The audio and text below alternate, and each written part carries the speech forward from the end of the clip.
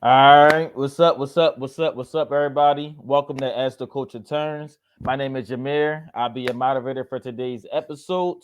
Um, on today's episode, we got a special guest with us.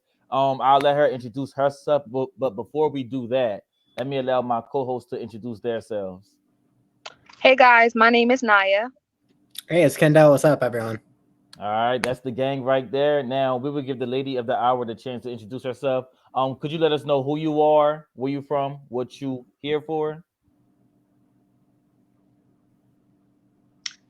Hi, everyone. My name is Carol Kazeem. I'm from Chester, Pennsylvania, and I am here because I'm running for state representative for the 159th, and I am still an activist at heart. All right, that's good. That's good to know. All right, so I'm gonna pass it over to my bro Kendall, and we're gonna get this interview started. Yeah, so right along his lines, I like the question. Who is Carol Kazeem? What brings you to campaigning? What makes you want to do this? Why are you running? Quick and swift, huh?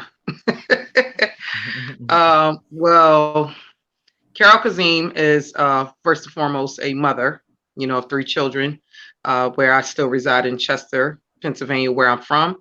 And, I am an activist. So everything I have always done, besides on the professional side of being a healthcare worker for over 12 years, including mental health, I've always focused on just advocating for people around so many injustice that transpires in Chester or across Delaware County, PA, and also internationally. So what brought me to run for a state rep? Honestly, I just got tired of, the same old status quo and the same old machine that I feel like is plaguing our communities, across the board, just in PA. And I always thought that just, lobbying and just advocating for the people as grassroots, it was just enough. I really didn't want to step into politics. I always told myself not to do it. But, I really just think that it's time for young leaders like ourselves, especially because, I'm 29. I think it's really time to start stepping up and just becoming more involved in our communities. And, with time, just really right now modernizing and so many things that are going on. I feel like there's a lot of, very much old mindsets that is not yet, sped up to today's season. So I really think that, we need more transparent leaders that are more progressive, that are willing to put the needs of the people first and prioritize it.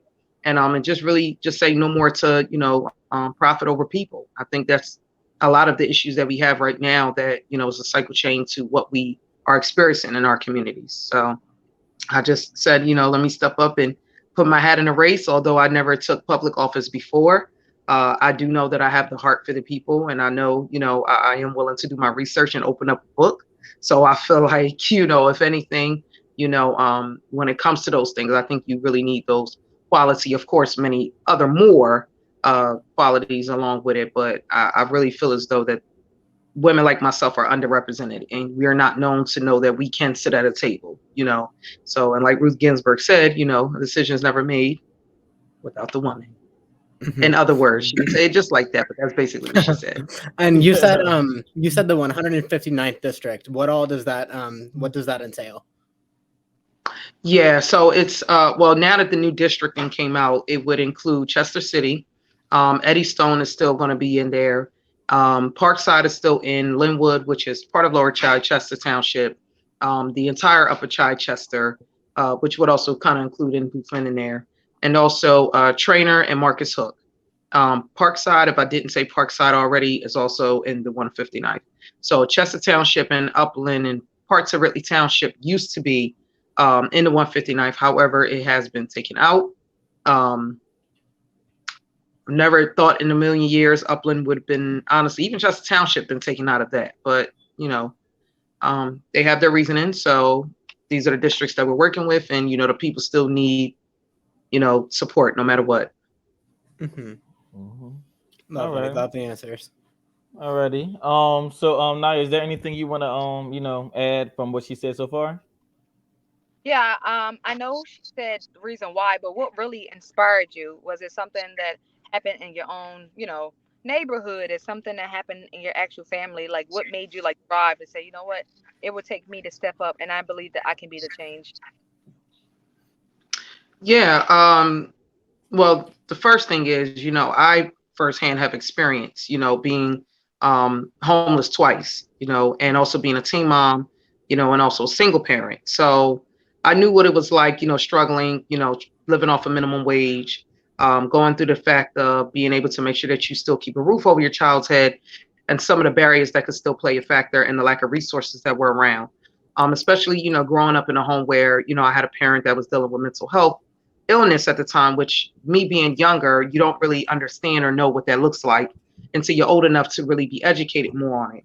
I felt like if those resources were around, and if there were around, if there was more promotion on it, because I feel like growing up, we also, and we still do to this day, still have the stigma behind mental health, and not really wanting to exercise that, you know, we may feel, different, but it's a unique way of who we are as people. But if we are able to find ways to combat those things, or find mechanisms to deal with it, I just feel like a lot of our childhood, would have probably been a little bit indifferent. So just seeing, growing up in a home with, a parent who suffers from mental illness, and how that kind of also prolonged on me, and my behaviors, and even me just kind of being out there in the streets, just getting into things that I had no business. Because again, at that time, I'm thinking, oh, I just have a parent that is not really, who's not really engaged or involved, and not knowing that that person probably has a mental illness, and it still can, you know, uh, take a lot, to still take in. But at the same time, like I said, at least as an adult now, I know that some things aren't helped. But again, at that time, if that was put out there as a norm, to know that these are the things that is out here, and it's understandable, it's okay, no judgment zone, come and get some help. I feel like, like myself and other, adults, probably even my age now or even younger, could definitely have gotten a little bit more help, that would have, you know eliminated some things, like, me being a teen single parent. I did go out there trying to find love at the wrong places. So those I don't regret, Hmm. my child, but because it definitely put me in a different headstone to really make sure I stayed in school and I graduated and I did the best that I can for my child. But at the same time, I think I would have been able to go in a different path and not have experienced as much at a very early age, if those things were in place for me not to go out and start acting out in the ways that I did. That's Mhm. a good response. And I was gonna say that I believe that you would be a good candidate, due to the fact that a lot of times people come in and haven't experienced what poverty look like, or knowing what it's like to be homeless. And a lot of people want people in office that they can relate to. I don't want you in the office if you always had and you don't understand what it's like to struggle. You don't understand why we're out here robbing or trying to make a way, and Mm, why I'm doing anything that I'm doing. You know what I mean? When you have someone that meets you on the same level, um, it just feels better. I can connect with this person. I can bring my problems mhm. and know that there's going to be solutions because the fact that they experience the same traumas as me. So I think that this is awesome.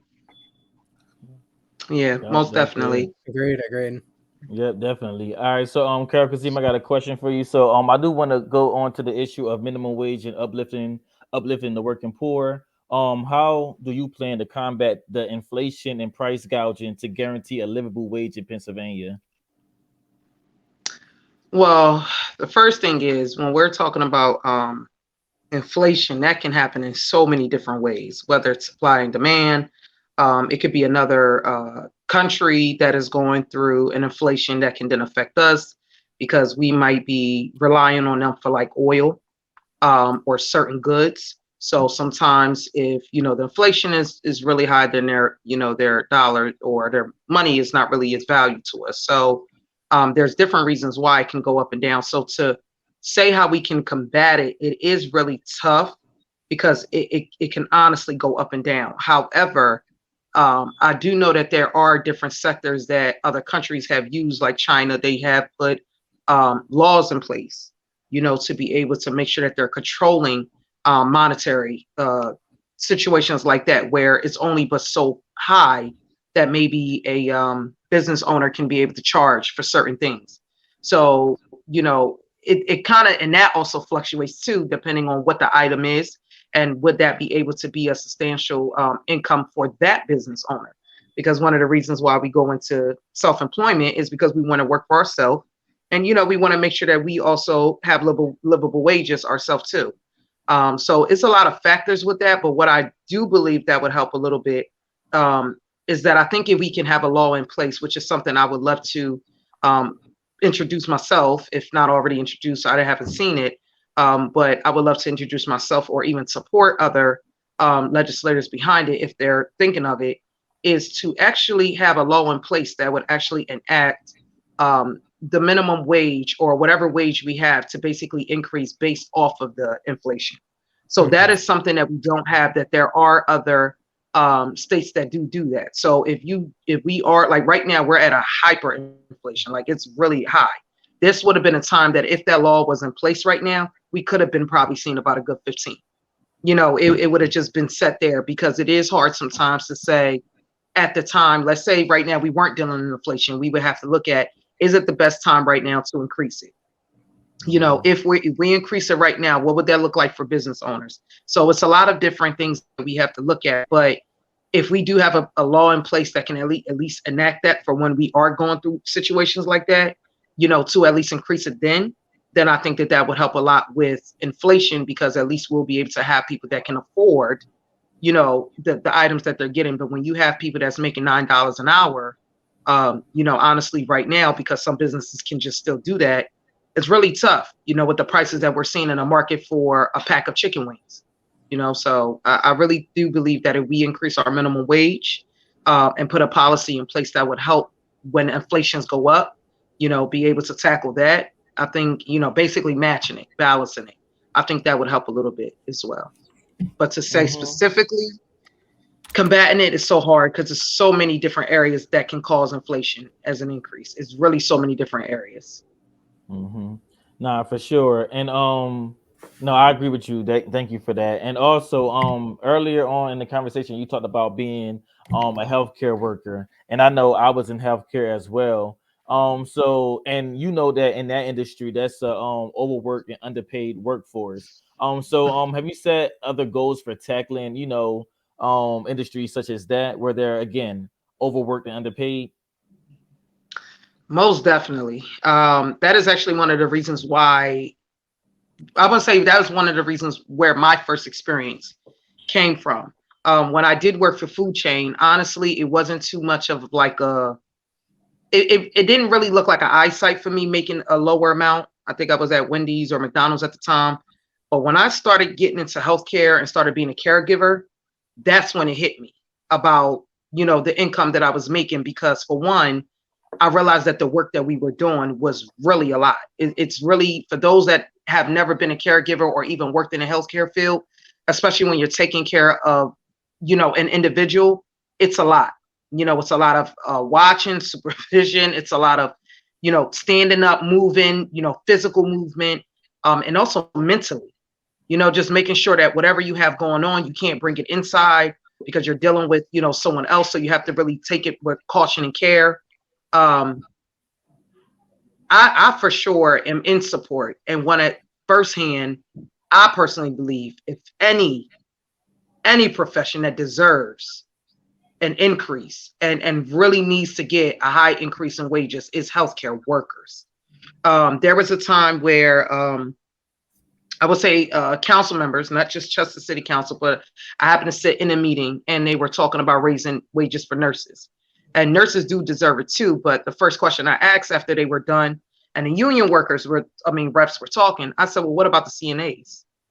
Because the CNAs are on the floor and they get mandated, so, and they're the ones who are, you will see more than likely always busting the doubles to make ends meet, because it was easy money to, bust some doubles in and, you see a good check.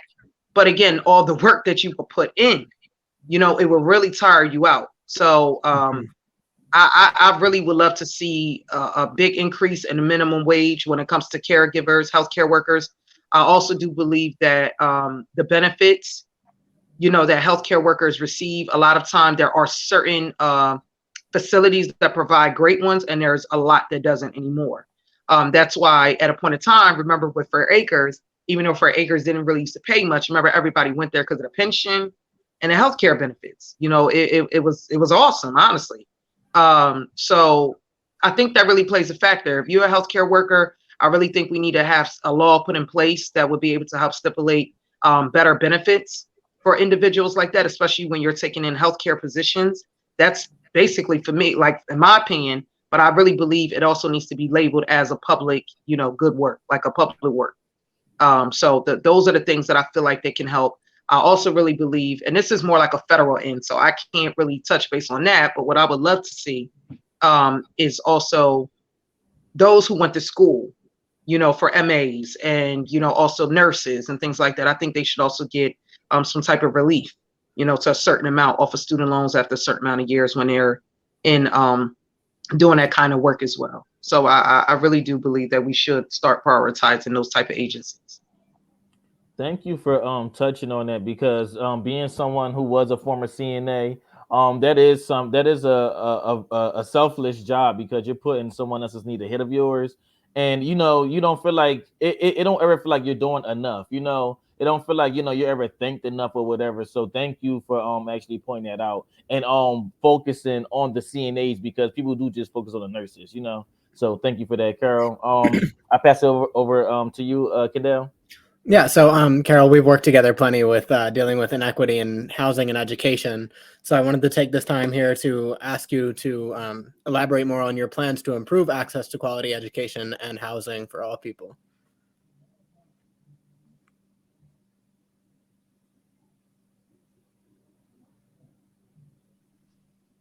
I'm sorry, it Yeah. took a while for it to mute. I got it. So first, I'm gonna start at the housing. One thing I noticed that we don't have in PA is rent control. And with that, rent control would actually help communities like the city of Chester or across the 159th, like in Trainer, where if landlords wanted to basically increase rent, they can only do it but so much. So it's only like a certain cap that they can basically charge, especially when you're dealing with communities that may have more of a lower income. So like right now, we don't have rent control, and that's why a lot of people, well, right now nationally, we're dealing with housing crisis, but that's why individuals that come particularly from our communities, a lot of times are having more issues with the path of finding affordable homes to rent, or even just the path to home ownership.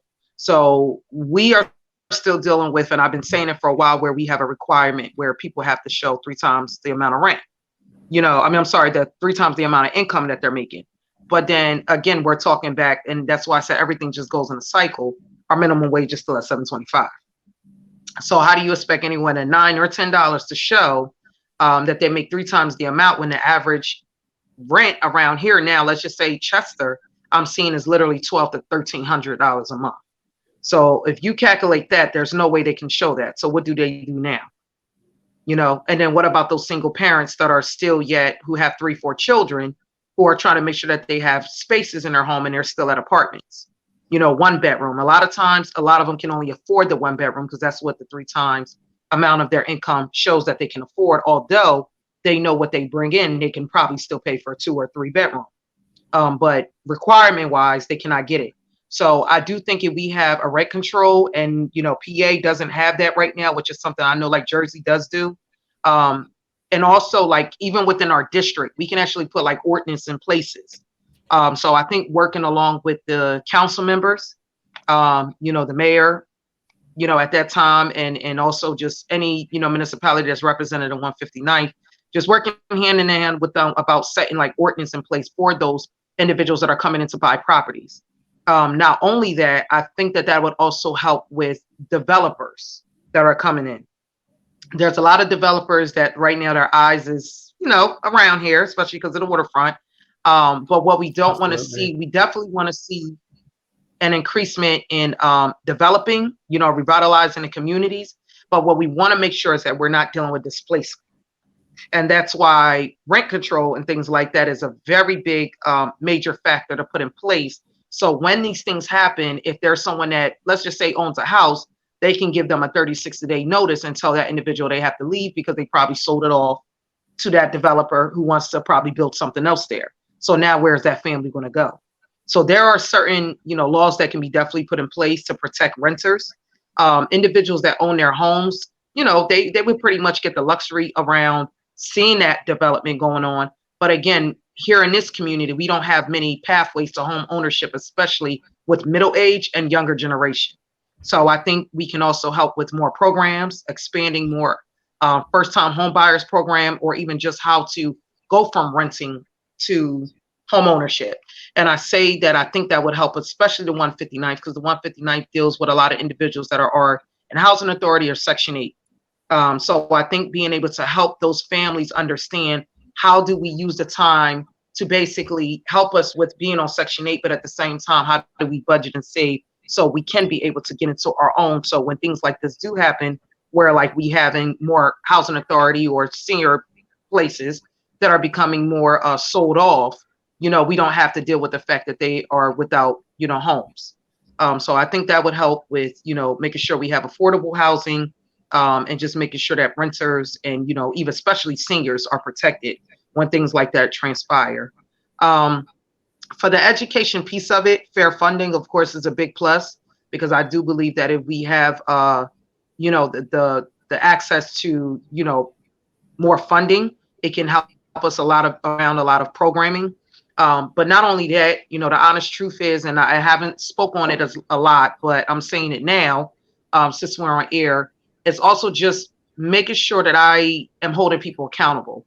So not only are we asking for money, but we want to make sure that mismanagement isn't also continuing, because it's not fair to the children, and we have to make sure that someone is, working around things like that, making sure that those things are being done, especially if you ask to sit on a school board, and serve the students, because that's who you serving first. Um, and again, that also hurts taxpayers. So when they're not being held accountable and you're not sitting at the table and making sure everyone's on one accord and finding ways that we can share ideas and finding ways that we can help one another, we're dealing with property taxes being at up high, because in PA, that's what they rely on. And that affects the school district. So, I mean, that's why a lot of people choose certain communities, to go into based off of the school district. So, definitely in support of the fair funding is in trial right now.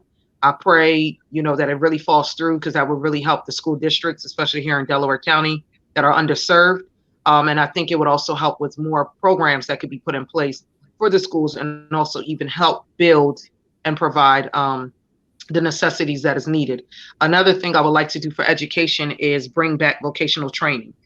I really believe in, trade schools as well, that every kid is not a university student. So we want to make sure that, hand skilled labor jobs are still like, expanded. So although some students may not say, hey, I want to be a doctor, but they may do well with welding, we want to make sure that we start bringing those type of resources around the community as well, where it can be actually here. So people don't have to feel like they have to go all the way to Philadelphia, but something that's more, accessible to them in this community as well. And I think it also helps open up jobs for other individuals who probably went to school for it and specialize with it. And that can be able to be like a teaching profession for them too. Awesome. Thank you so much. Those are both dope answers. Super dope. Yeah, like that. Naya, you want to Yeah. add That anything was to a that good piece? response. Yeah, of course. You gave us wonderful responses, and when we talk about the rent, a lot of times, and I was just talking to my friend about this. It's like, even though they raise, like they do, they give us raises or they go above the minimum wage, they increase bills, so your rent increases and the things increases. So it's like we're not getting help. What you'll do is, okay, let's give them an extra quarter, extra dollar. Okay, so let's put the rent up $20 more or $50 more, or let's raise Mhm. the taxes on your houses. So that's what happens. And then I always hated that having to have make 3 times what you're making just to be able to stay in the place. Mhm. Like, I can still pay my bills making just it double. I don't have to, I don't know. And it just irritates it always irritates me. It's like, why do I have to do 3 times? So it's like, of course I have other bills. So either way, that's not going to affect it anyway. If I can pay to Right. stay here, it shouldn't matter if I make 3 times the amount. It's like, that's so ridiculous. And they make it so hard for people that they have to live in impoverished areas and crime areas. And it Mhm. angers me. It's like, I can't move out the hood. I'm not saying myself, but I can't move out the hood because the fact that I had to make a certain amount of money, you know what I mean? Or my skin color Mhm. or my credit. And it's like, that shouldn't matter. If I can get these bills paid, don't matter. It doesn't matter how I paid it, as long as it gets paid and Mhm. it's legit money. Mhm. Don't clock my pockets. Yeah, Absolutely. Sure. and I Right. have to just real quick just respond to that. When you even said something about, it made you angry, not to offend anyone. Oh, where'd she go? Okay, well, not to Yeah. offend. Okay, not to offend anyone, but I even myself, stated that I felt like, especially here in Chester, when those stipulations were put in place, I felt like it was to keep individuals like myself who are African American out of certain areas. Um, I've had, residents call me where they told me that they've tried to get around the Whitener area.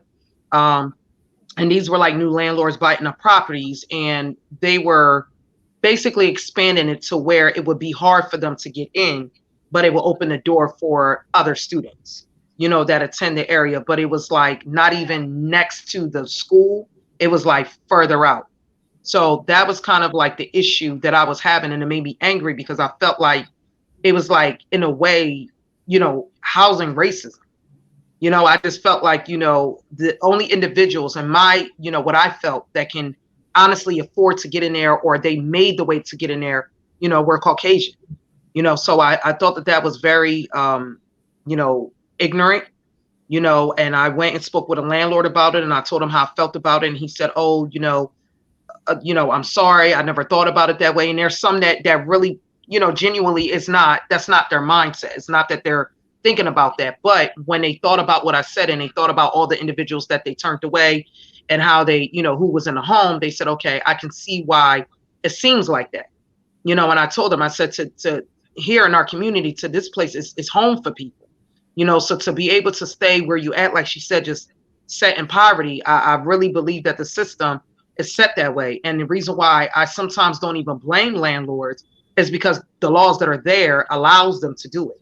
Mhm. And those requirements with the 3 times the amount was really put in place so landlords can know that, oh, they're, the bills were going to get paid, or they didn't have to deal with it. Because sometimes, if you are a landlord, it is hard where people tear down a house, the money that you have to now put back in to replace it, it's a lot for people that probably are in contracting. But again, I think that it's okay to make sure we still have requirements in place to still, save those things. But I don't think it should be that exceeding, because again, it doesn't really, offer any fair housing, even though constitutionally we're supposed to have fair, equal housing opportunity, is what it says always down there on the bottom of the form on the icon. But that doesn't happen the way that it says it on there. Hmm. Nah, for sure. Yeah, nah. Thank you. Thank you for touching on that. So I want to go next about the next issue. I want to talk about environmental justice and big polluter accountability. What environmental threats can you challenge in your district and beyond, and how would you hold big polluters accountable to protect the environment? Yeah. Honestly, just even dealing with the fact that we have Cavanta right there. Um, my issue is that we have too many industries close together. We have a lot of our pipelines that's right there next door to Trainer. And then we have Cavanta right there. And every time they're burning something, or every time something's in the air, the smoke is just colliding. And it's just like that big chunk of like thick smoke, and the problem that I have is that even though it's always been there and people are like, oh, I'm used to it, the problem is we're not educated on our health and how it affects us. So Mm-hmm. it's right there inside of a residential area. So the Right. best way to tackle it is, for one, to make sure that we're having these industries that are coming in to do whatever they're doing is at a certain distance and place, where if they're going to, burn or whatever they're going to do, it's not literally in a proximity of a residence. So that's Mhm. my number one issue. And then on top of that, it's in the air. Then we have water that's sitting right there near it. Yeah. I mean, the Constitution states we have the right to access of clean air and clean water. So Right. the fact that we are not even exercising that is a problem for me. So I think, for one, we need to really start making sure that when we do have industries like that are coming in, we need to make sure that, for one, is not set in a residential area, literally in the backyard. And we need to make sure that even with it being spaced out. So I think those type of measurements can be put in place and a law. And there are some that's like that. Um, Another thing is also, too, a lot of trash that comes in through the 159th that travels through. I think that needs to be eliminated. It's only a certain amount. I believe put in a cap in place would help that as well. It's too many trash that comes in from other states and other, municipalities that are coming in and it's burning. And again, it affects the kids that are primarily in that area, and some seniors as well. So, just that alone, and also making sure that they're following the guidelines without going through residential streets. That's another issue. There are some times where trucks are coming in 4, 5, 6 in the morning through residential streets because they believe that nobody's up and out and around, but they're traveling past through, which means that they're also polluting those areas, which they're supposed to take a certain route. So holding them accountable too, and making sure that a law is put right there to make sure that they're not doing that, not just where DEP is putting out, something saying, oh, you must do this. Like we need policies right then and there put in, that we can actually hold them accountable for, even if that means we have to fine them. Illegal dumping. That's another issue for the environmental. I know that different, I'm not even going to say too many municipalities because I know around the 159th and even across, PA, we're dealing with that. But I also know that primarily here in the city of Chester, they have more of a higher increase with illegal dumping compared to any other community. So where is it coming from? I mean, majority of it, I believe it is also coming from outside. The issue is, even though we are, based off of some other officials are saying that they're catching them on the cameras, I really don't know, nor has it really been explained whether we have held them accountable or whether fines have been put out. But I really think we need to exercise something in place where we're really holding these municipalities and also private entities, really responsible for what they're doing, especially if we're catching them on camera. So I think really just exercising that part of it, I think would help because, it bothers me to know that people can just really freely just come in and just dump a whole house, from a whole nother municipality and just dump it in an open area where you'd be like, well, who did this at what time and had the balls to just do that and out in the open, on 291, just dump it there. So not literally on a street, but still on the grass that you could still visibly see driving by.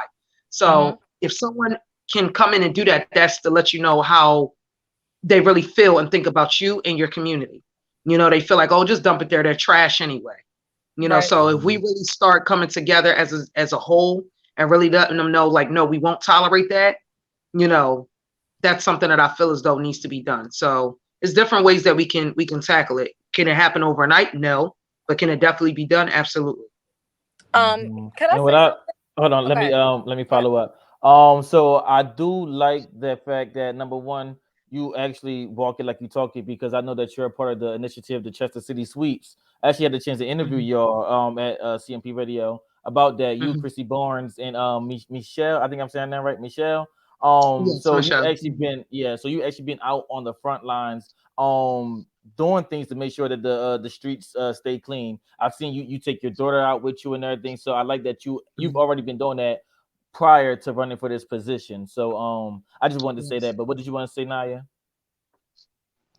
I was just gonna follow up and say, one thing she spoke about is about the chemicals that's polluting the air, and I actually, when I was going to Morgan State University, I had to do a project on it and talking about the inner cities and how much it actually affects us. It affects you know it affects women being able to have children. It affects men being able to have children. It causes so much cancers. But like you said, it would take us to actually stand up. But the thing is, we're not educated. And before we didn't have a voice. So we were put in these inner cities and these ghettos.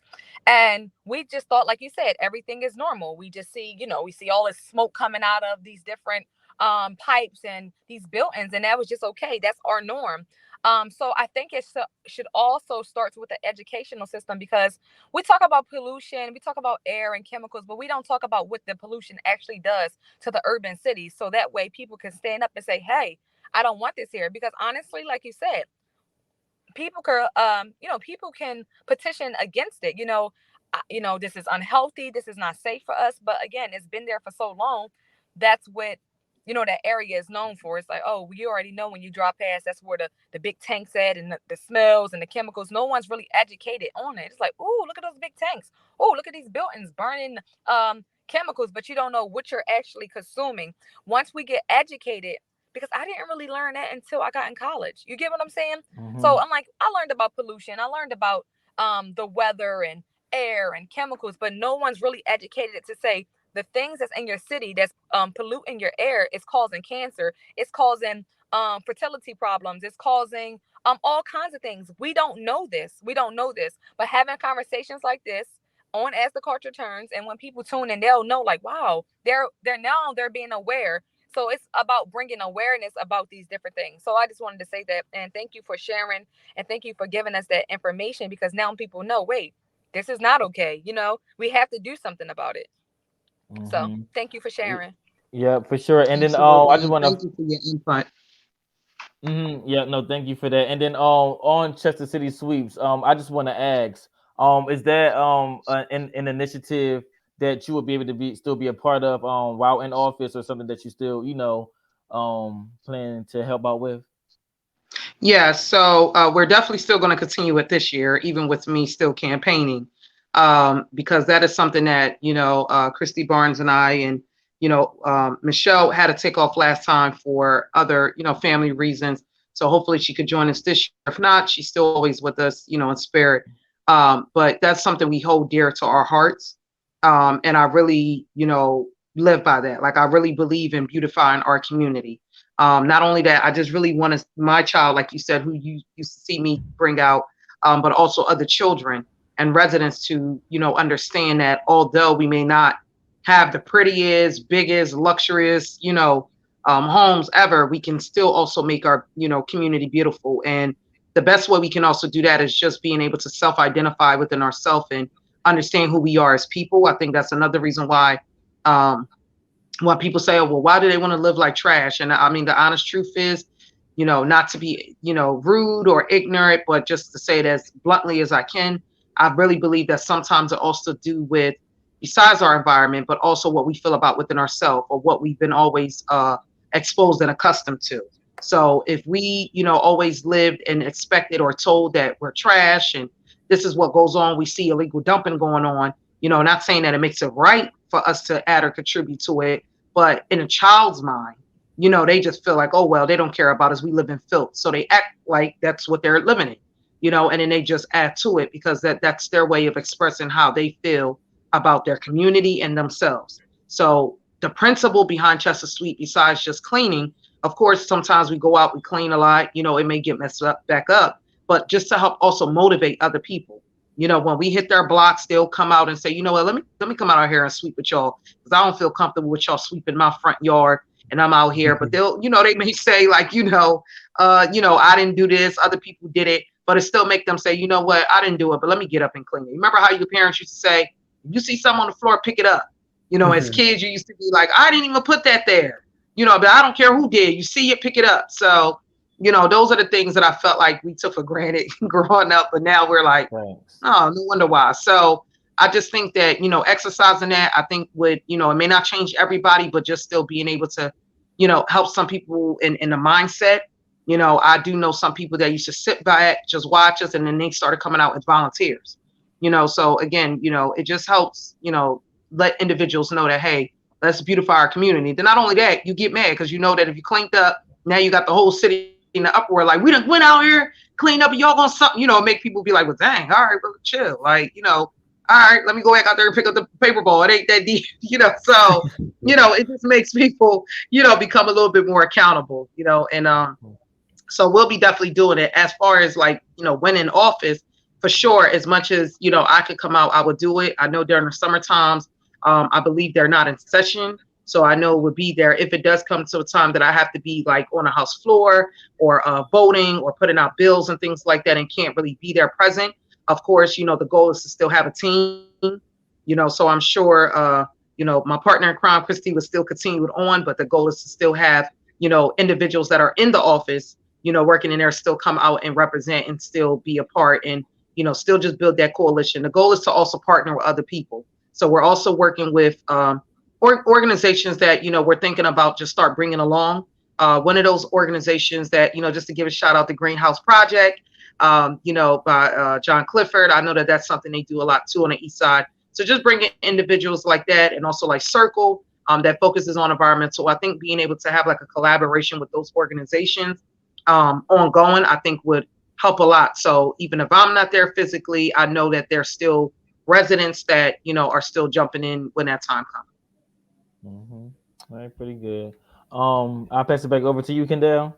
Yeah, so right up that alley, talking about how burning trash in the middle of your city will affect the health of your constituents. That leads me to ask how you plan or intend to improve on access to affordable healthcare as well, because we do know that healthcare costs for diabetics, for cancer patients, people with epilepsy, it's just through the roof for people to maintain and afford the things that they need. So, do you have any plans for making healthcare more accessible here? Yeah, and to kind of dig into that, the healthcare piece is more of like a federal end. Yeah. And I remember saying to people, it's basically on a federal side. However, on the state side, I feel like we do need to talk about that. And it's really one of the topics that I've seen, looked at, researched, and also spoke with other legislators about that seem to be a topic that is known to be discussed, but is not discussed. So to know that that's not even a topic that's even prioritized when we're talking about at some matters life and death. When we're talking about healthcare, I think it's observed. But I personally do believe that the state of PA, does need other, medical resources that can help. Kind of like how the Obamacare was, so everybody is not going to be able to get on a state one. So a lot of times, how you got to go to welfare and get on that. And just a little stigma too behind that. Even women, one of the good things I can say that PA does have is that when you are pregnant, you go in there. They can't really deny you from that piece of it. However, I believe 5 or 6 months after you have your child, you're then dropped. So then a lot of times, a lot of women kind of go on without health insurance, although because our focus is as long as my kid have it. And then when you go and exceed a certain income, you have to now go find insurance, which is a good reason why CHIP is there. But I really believe that we do need other medical resources that is going to supply medical insurances for individuals, especially for those that are dealing with disabilities, or even have like medical, situations going on. I also, I'm putting a pause to it because this one right here, I feel like is a must when it comes to healthcare and individuals that have disabilities or medical needs. One of the issues that bothered me the most is other corporate medical insurance, such as like Aetna or Blue Cross Blue Shields, and the amount that people are paying for deductibles, especially when the state says that you make too high, but your high income isn't really high. It's like just 25 cents above to where you can't get accepted for Medicaid or anything like that. So I personally think that we do need to hold some big corporate medical insurers very much accountable. I think we do need to put policies in place. Now, again, the insurance companies that I'm talking about are more corporate, so a lot of times that has to do with federal. But I do feel as though in state PA, we can also have some type of dialogue and conversation that I would like to bring up and address with these medical insurances on ways that we can actually partner with them on affordable rates for residents in Pennsylvania, because they deal with, many residents globally, but because it's something that we probably just can't push and do, what can we do locally here? I think the first thing is having an open conversation at the table with them, and bringing up statistics, bringing up facts, bringing up the neighborhoods, the communities. The honest truth is, besides just our communities, a lot of people that are in the rural areas, I don't even know how they're even affording that. So because they have even a lower income than us. So it's like, I think just sitting down with those insurers and being able to set up some type of policies, that a resolution that can be enacted, to make, pricing more affordable here. Another thing is also families that have to take care of other loved ones that may have a medical issue or disability. There are a lot of policies that are not really in place that are set in to protect those individuals. So if you have to call out, or if you have to come a few minutes late because you're dealing with a crisis with a child, or you're a caretaker for someone, there's a lot of companies that will say like, oh, after a year, then you can get like FMLA, or you have to use your personal time. But then after you use your personal days, now you're dealing with write-ups, which is something that you cannot prevent. Like you can't help a situation that you're dealing with a child with autism that might just end up experiencing behaviors or, God forbid, a seizure or something like that. So those type of things, there are some jobs individually that do try to support, their employees around that, or try to have like a paperwork in place. But I feel like in PA, we need to also have that as a resolution. Like we need to actually put that in place that would protect those individuals as well.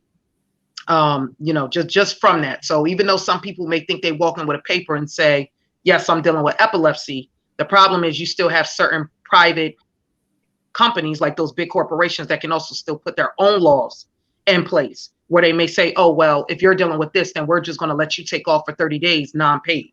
But then now you're dealing with the fact that you couldn't even get paid and afford your bills because you had to take off for 30 days because of what you're medically going through. So if we can put more, affordable or more like resolutions in place that will protect individuals like that to where they have to take off and still get paid because it's something that they cannot help, I think that would also help in PA. So that's what I would like to see.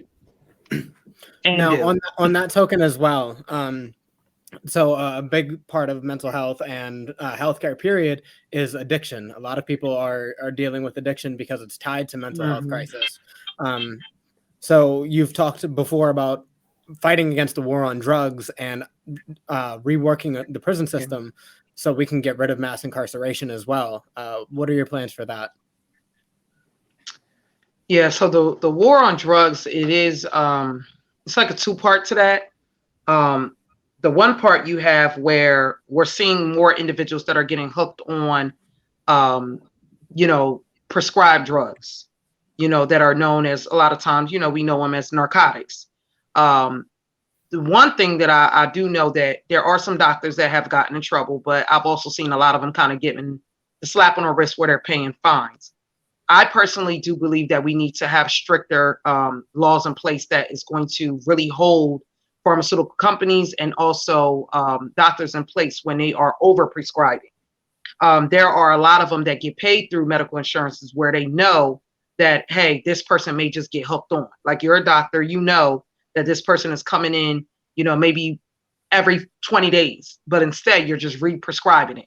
More than likely, these are the times where we should make sure, hey, let's check in. Let's make sure that we have something in place where, when they're taking these medication that have to do with especially narcotics, I think they should also go through some type of processing, like some type of vetting system through the doctor's office, just to mentally check in and also make sure that they're also not becoming addicted, and just to check in those things. I don't know myself, but I know that there are a few doctors that don't really do that at all.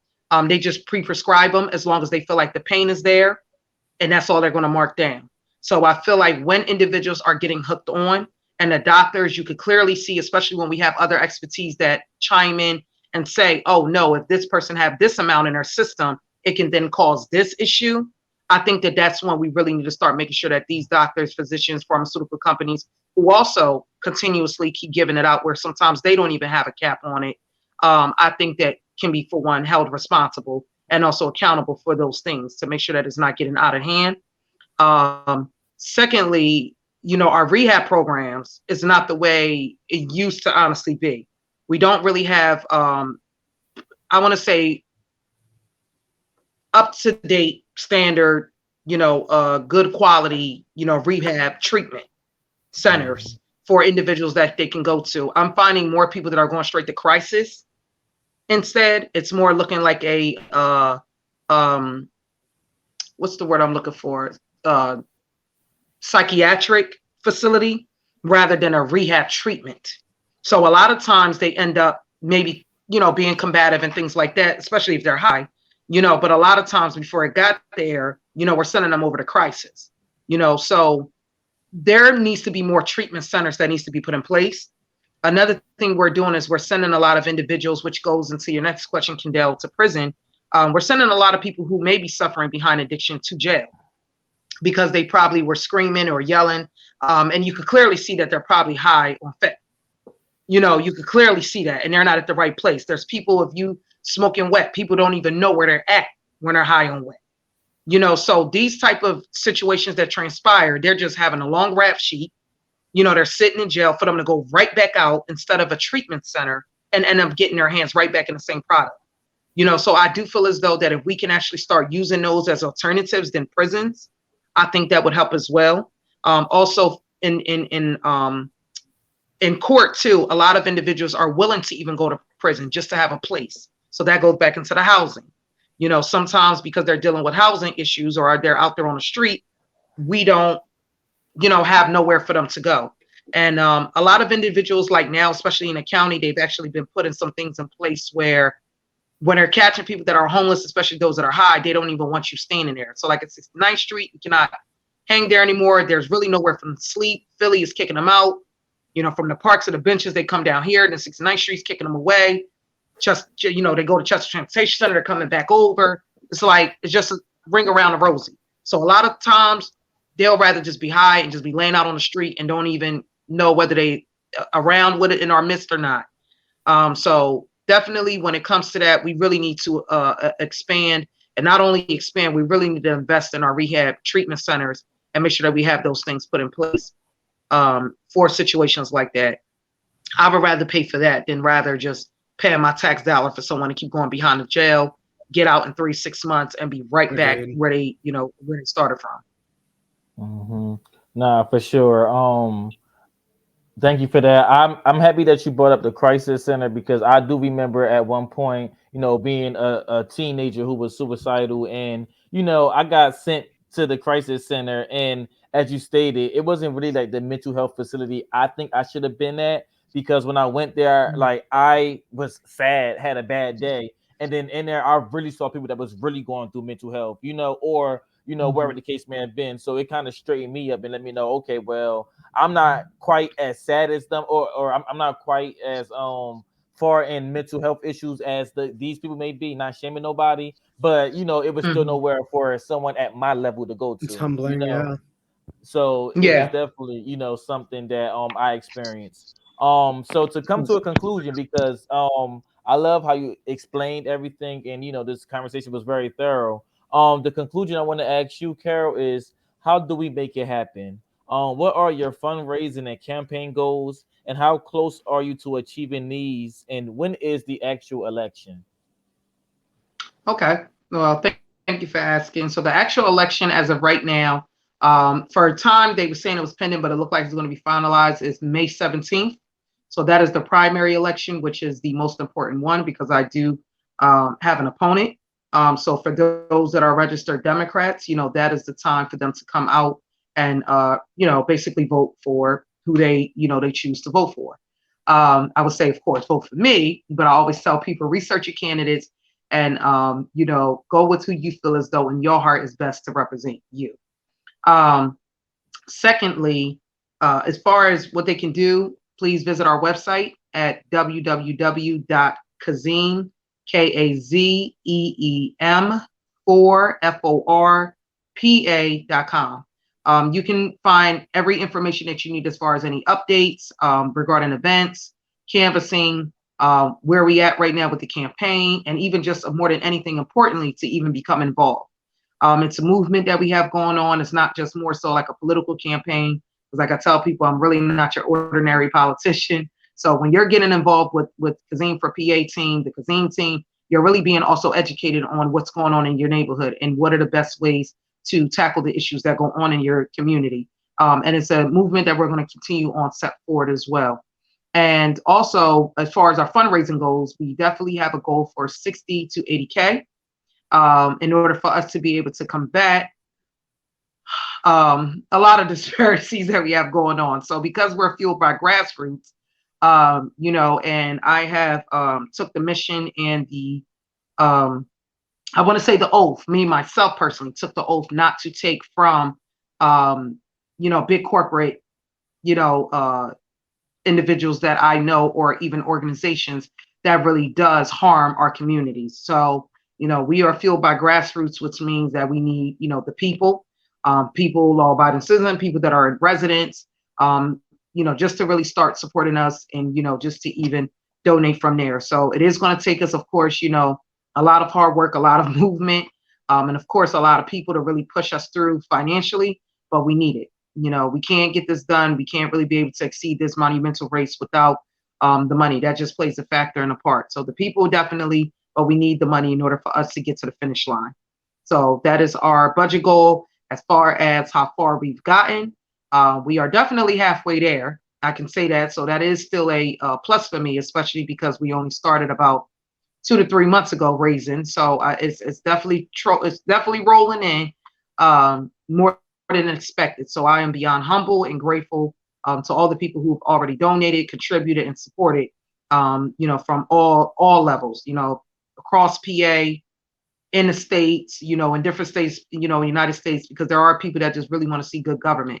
So that's why I said that it's not just a campaign, it's really getting involved with, your community. So sometimes, hopefully, that would also encourage other individuals to want to get involved, whether in New Jersey or Texas, especially for younger individuals like ourselves to really start, making that change, that wave of change that we really need in most of our communities to really get on a good line. So like Kendall, when situations like healthcare that you bring up that has to do with federal, we can start dealing with individuals that prioritize those needs and really are educated on it. So the more people we have in those seats across different state lines, then we can start looking into a better, system in regards to healthcare. Mm-hmm. Perfectly Awesome. said. Yes. You know what? Thank you, Carol Kazeem, for putting your Awesome. hat. Thank you, Carol Kazeem, for putting your hat in the race. I mean, in the ring. Thank you for actually stepping up and wanting to be a part of the solution and not just complaining on the sidelines. Thank you so much. And we can't wait. We are here to support you no matter what. You need anything from us, let us know. Be there. Like no cap for sure. But Thank you. I definitely Well, do want I'm to. sorry not to cut you off. I I'm definitely would sorry. love to invite you guys. I definitely would like to invite you guys. There's a rally that's going to be held at Martin Luther King statue on March 12th, 1:30 p.m. Where it's actually going to be across the 159th. However, that's where our starting point would be. And this rally is to basically just highlight all the different issues that many residents across the 159th and across PA face and go through. So it's really a urge to call to our legislators to really start prioritizing those needs, whether it's around healthcare, whether it's around environmental, whether it's around, the mass incarceration, school prison pipeline, whichever people feel like is an important issue to them, whether it's the disparity in our school, system regarding, equity.